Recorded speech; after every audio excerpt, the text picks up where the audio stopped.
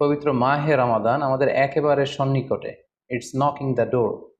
আল্লাহ রসুল সাল্লাল্লাহু আলাইহি ওয়াসাল্লাম এবং সাহাবারা রমাদানুল মুবারক আসার 2 মাস আগ থেকেই কবে রমাদান মাস আসবে এজন্য ব্যাকুলতা প্রকাশ করতেন, উদ্গ্রীব হয়ে থাকতেন যে আমরা রমাদান পাবো কিনা, কখন রমাদান আসছে। এবং ওনারা পড়তেন আল্লাহুম্মা বারিক লানা ফি রজব ওয়া শাবান ওয়া বাল্লিগনা রমাদান। অর্থাৎ হে আল্লাহ, আপনি রজব এবং শাবান মাসে আমাদের বরকত দিন এবং রমাদান পর্যন্ত আপনি আমাদেরকে পৌঁছে দিন। আমাদের সালাফরা রমাদান আসার 6 মাস আগ থেকে, অর্থাৎ একটা বছরের 6 মাস ওনারা অপেক্ষা করতেন কবে রমাদান আসবে, উদ্গ্রীব হয়ে থাকতেন, ব্যাকুলতা প্রকাশ করতেন। পবিত্র মাসে আল্লাহ তাআলা আমাদের আল্লাহ সচেতনতা বৃদ্ধির জন্য এ মাসে আমাদের জন্য সিয়ামকে তিনি ফরজ করেছেন। আল্লাহ তাআলা ইরশাদ করছেন, ইয়া আইয়ুহাল্লাযীনা আমানু কুতিবা আলাইকুমুস সিয়াম কামা কুতিবা আলাল্লাযীনা মিন ক্বাবলিকুম লাআল্লাকুম তাত্তাকুন। অর্থাৎ ওহে বিশ্বাসীরা, সিয়ামকে এ রমাদান মাসে তোমাদের জন্য অবধারিত করা হয়েছে, যেমনি ভাবে তোমাদের পূর্ববর্তীদের উপরও এই সিয়ামকে অবধারিত করা হয়েছিল, যাতে করে তোমরা আল্লাহ সচেতন হতে পারো। এই আয়াত থেকে বোঝা গেল, এই পুরো রমাদানুল মুবারকে যে আমরা সিয়াম উদযাপন করি বা সিয়াম পালন করি, এই সিয়াম বা রোজা পালনের মূল উদ্দেশ্য বা প্রাইম অবজেক্টিভ হচ্ছে আল্লাহ সচেতন হওয়া।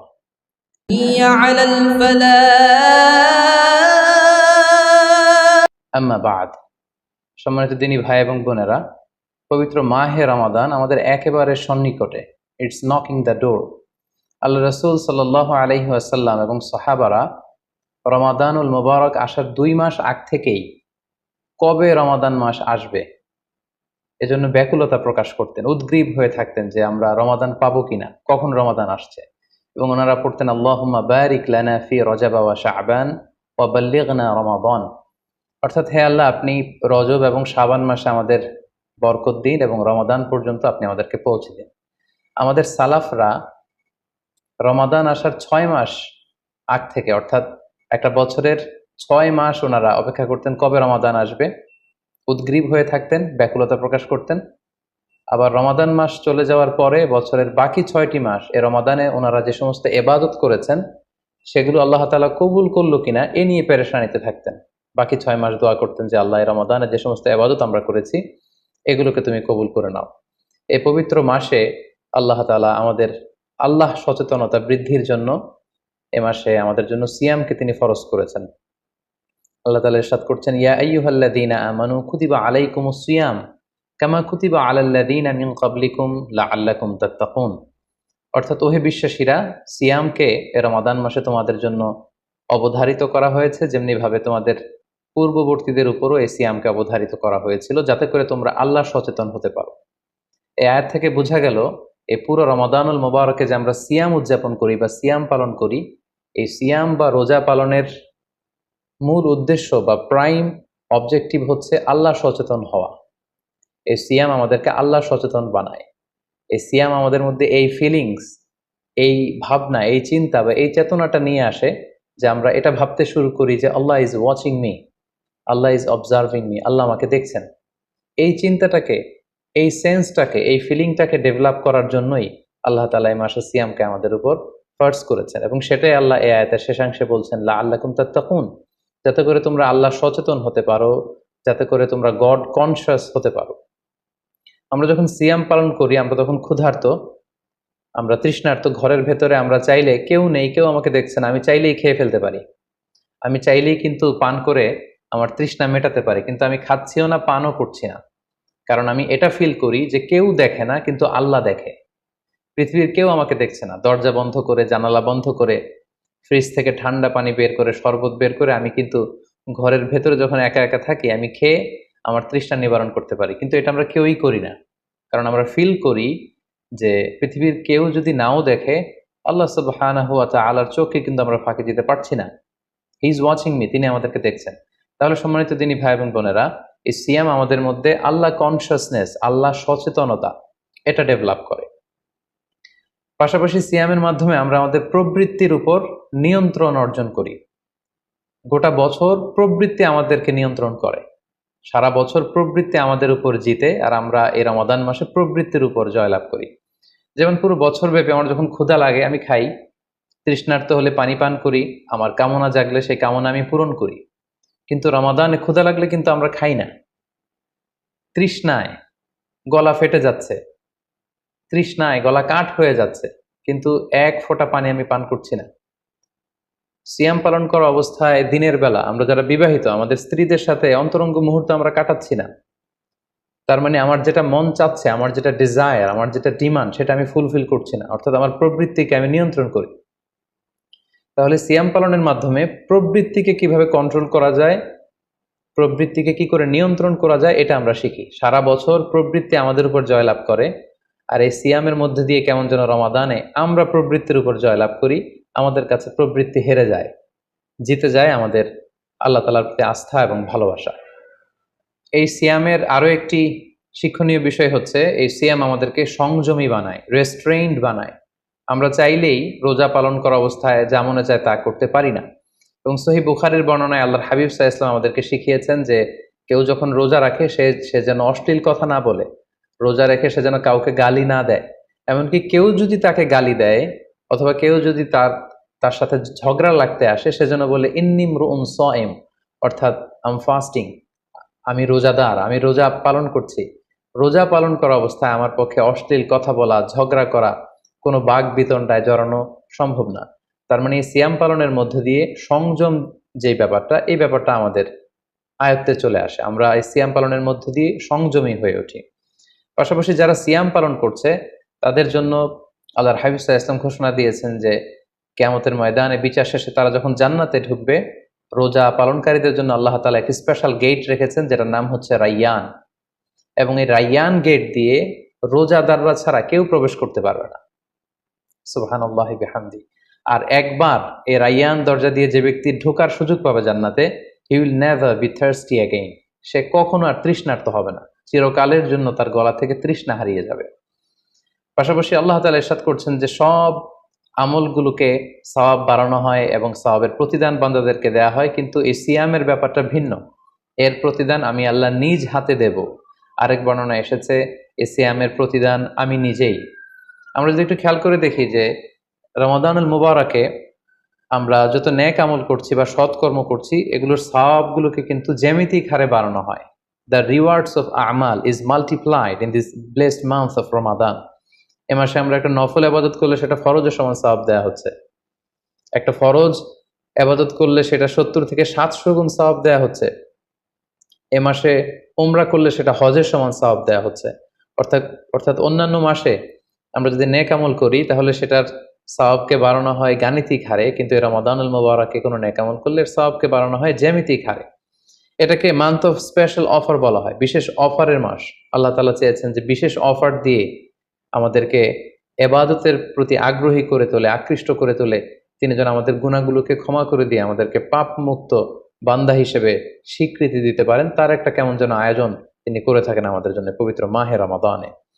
এবং এই রমাদানুল মুবারকের প্রতিটি রাতে আল্লাহ তাআলার পক্ষ থেকে একজন বিশেষ আহ্বানকারী ফেরেশতা তারা ডাকতে থাকে আর বলতে থাকে, ইয়া বাগিয়াল খায়রি আকবিল, হে কল্যাণের অভিযাত্রী, হে কল্যাণের পথের যাত্রী, আকবিল, প্রসিড, গো অন, আরো সামনে যাও, আরো নেক কাজ করো, আরো ভালো কাজ করো।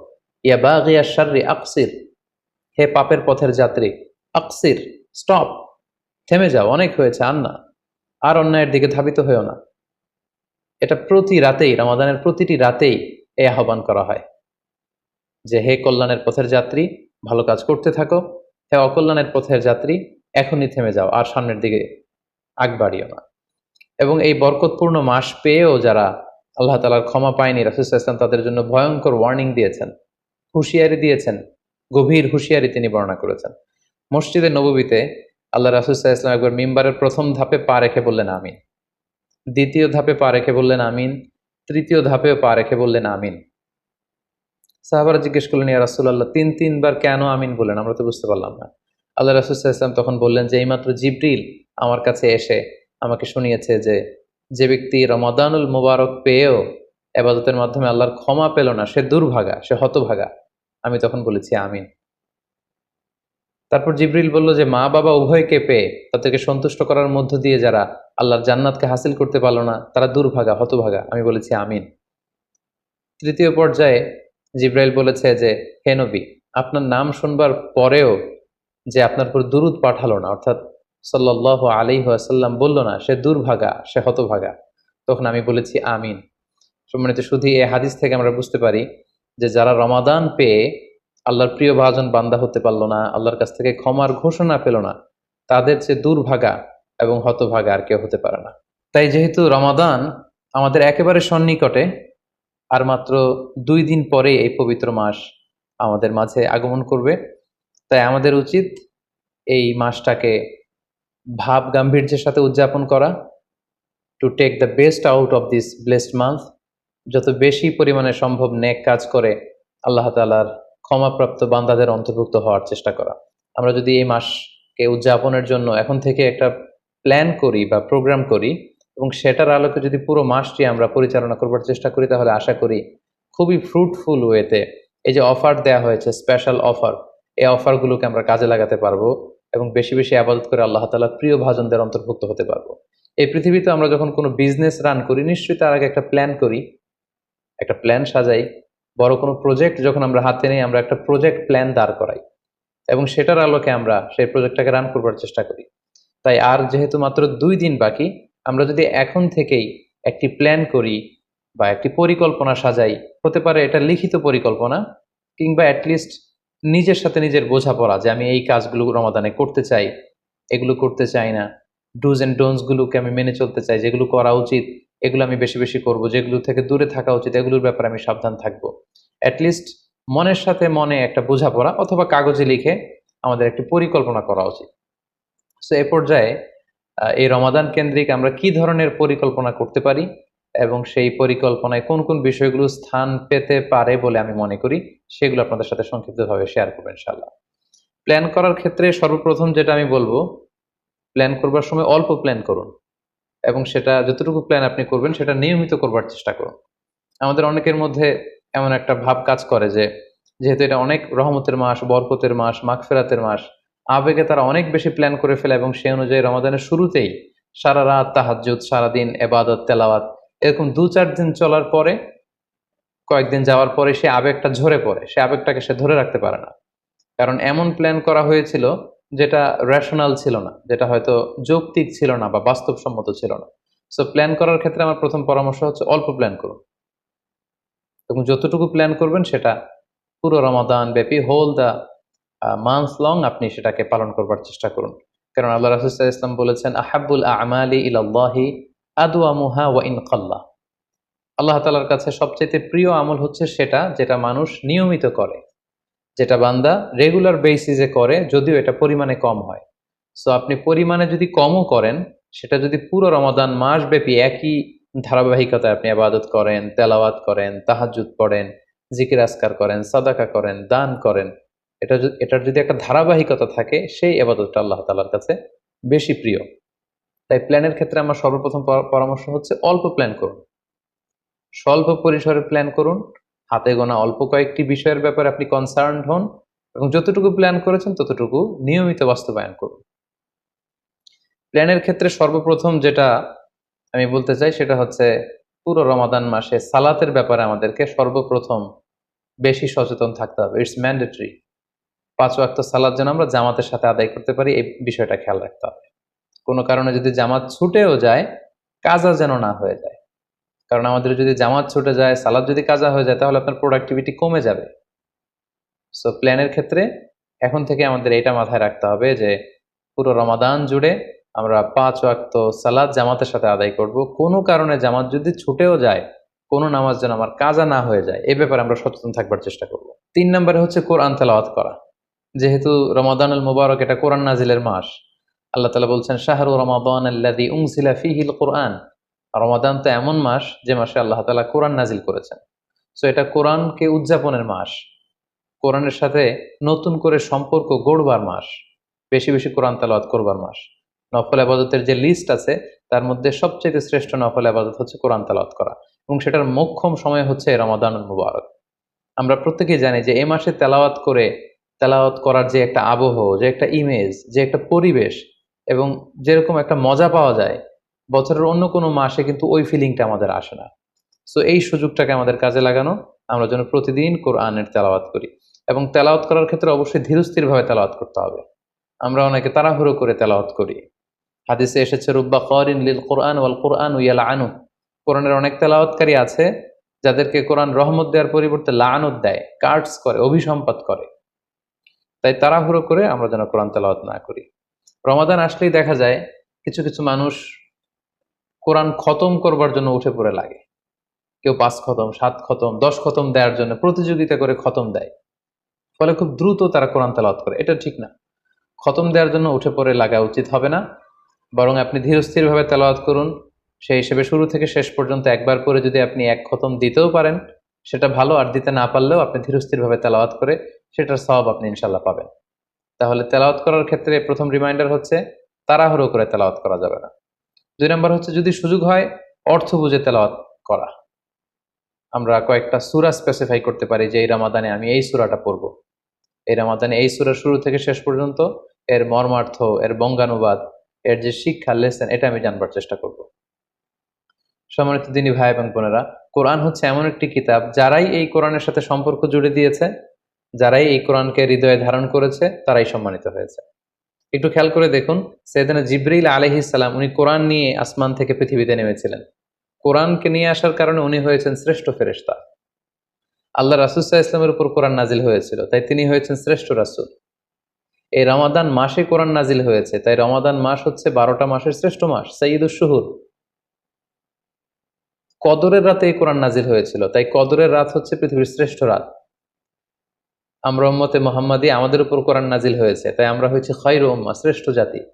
আমাদের মধ্য থেকেও যারা কোরআনের সাথে অ্যাটাচমেন্টকে বাড়াবে, কোরআনকে যারা ধারণ করবে, তারা হবে পৃথিবীর শ্রেষ্ঠতম মানুষ। তাই আসুন কোরআন উদযাপনের এই মাসে আমরা যেন বেশি বেশি কোরআনের সাথে সম্পর্ককে নতুন করে আবার নবায়ন করি। 4 নাম্বার যেই ব্যাপারটি আমি প্ল্যানে বা পরিকল্পনায় রাখার চেষ্টা করব সেটা হচ্ছে খুব বেশি খাবার দাবার বা কেনাকাটা এগুলোর ব্যাপারে আমাদেরকে একটু সাবধান থাকতে হবে। আমরা অনেকে মনে করে থেকে রমাদান মানেই মুখরোচক ইফতারি, ইফতার পার্টিতে জয়েন করা, উদরপূর্তি করে সাহারি খাওয়া, শপিং করা এবং কেনাকাটায় ব্যস্ত থাকা।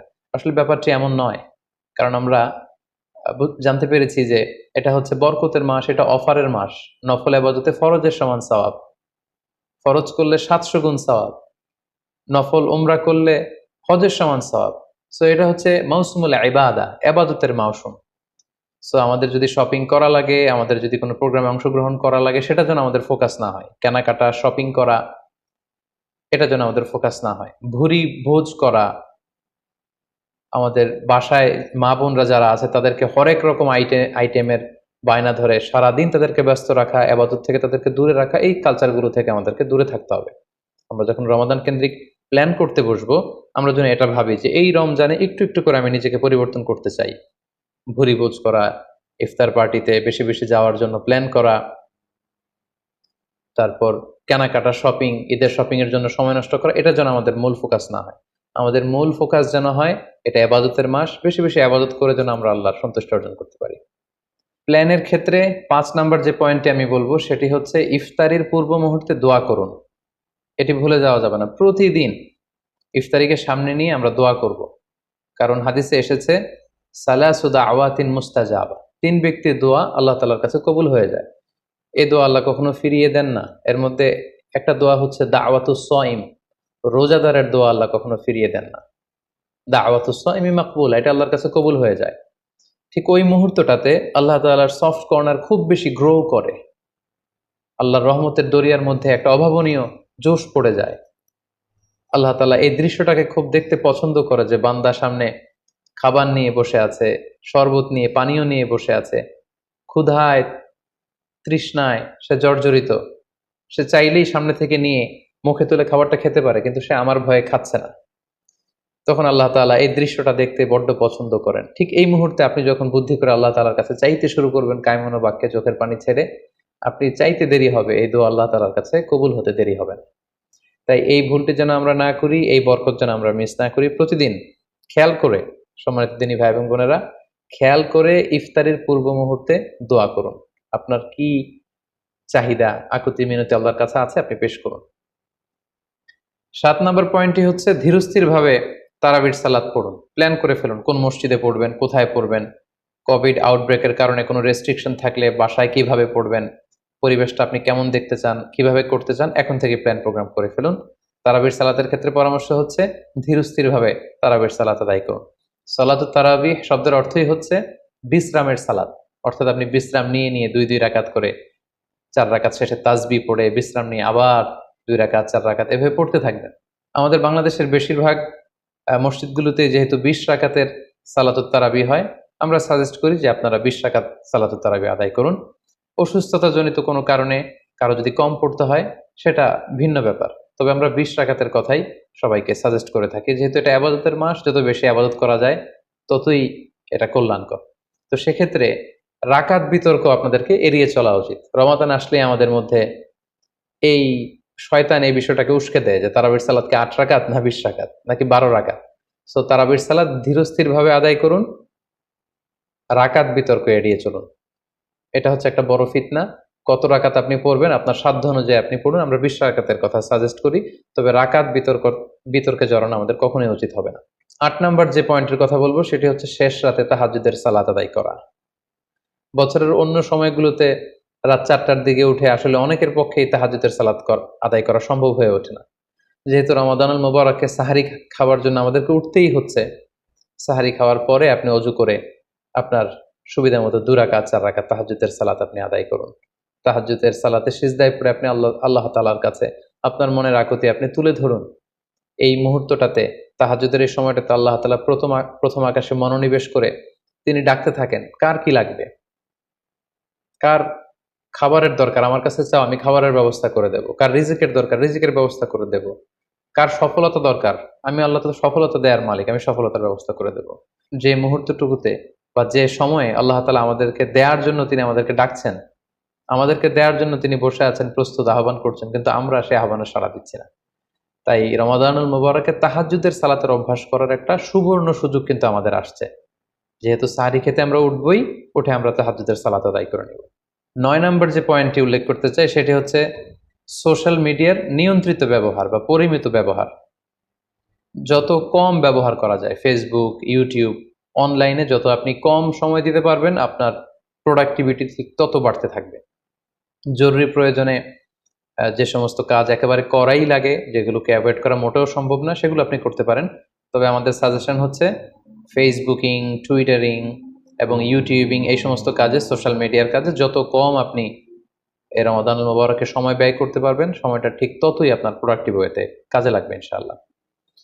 10 নম্বর পয়েন্ট এবং সর্বশেষ পয়েন্ট হচ্ছে রমাদানুল মুবারকের মূল আকর্ষণ হচ্ছে রমাদানুল মুবারকের শেষ দশকে, অর্থাৎ রমাদানের কদরের রাতগুলো হচ্ছে লাস্ট 10 days অফ রমাদানে। আল্লাহ রাসূল সাল্লাল্লাহু আলাইহি ওয়াসাল্লাম ইরশাদ করেছেন, ফালতামিসু ফিল আশরিল আওয়াখিরি মিনাল বিতর।